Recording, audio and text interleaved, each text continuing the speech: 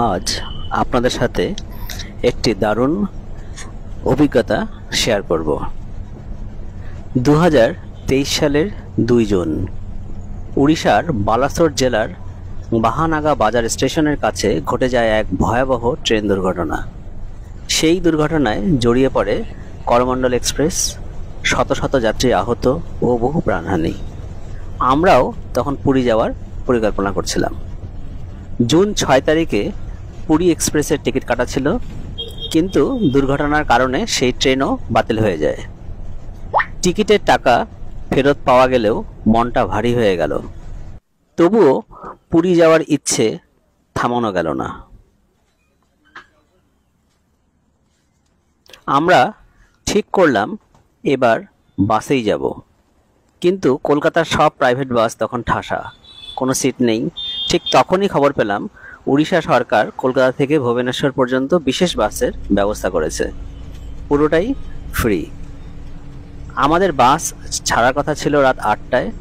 সবাই উঠে বসেছি, কিন্তু ড্রাইভার সাহেবের দেখা নেই।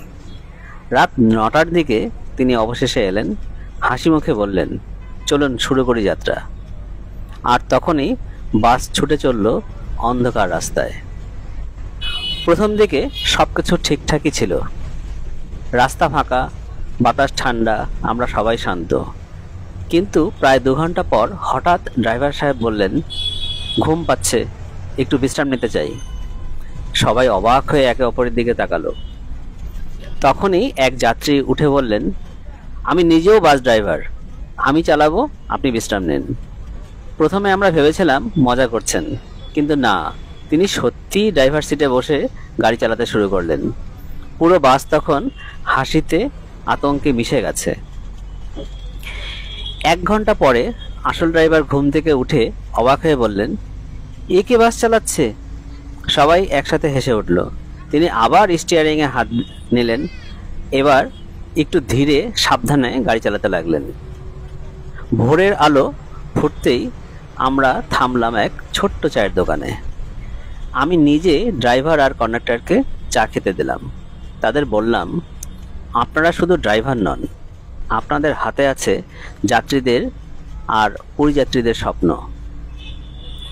চা খেয়ে দুজনের ঝিমুনি মোটামুটি কেটে গেল।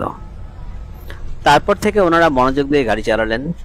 ভুবনেশ্বরের কাছে এসে রাস্তা দুভাগ হলো, একদিকে ভুবনেশ্বর আর একদিকে পুরী। সেখানে আরেকটা বাসে উঠতে হলো আমাদের।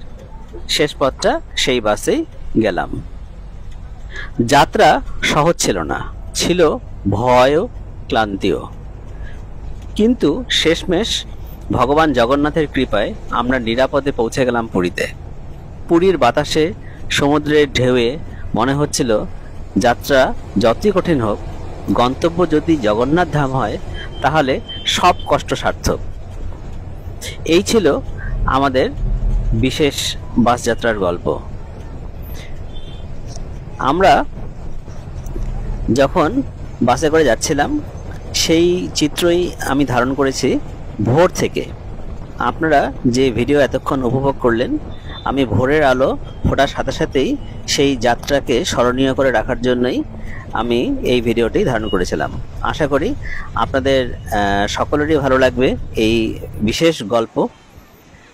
যদি আপনাদের সত্যি সত্যি ভালো লেগে থাকে, ফেসবুক থেকে দেখলে ফলো করে দেবেন, আর যারা ইউটিউব থেকে দেখছেন তারা সাবস্ক্রাইব করে দেবেন। সবাই ভালো থাকবেন।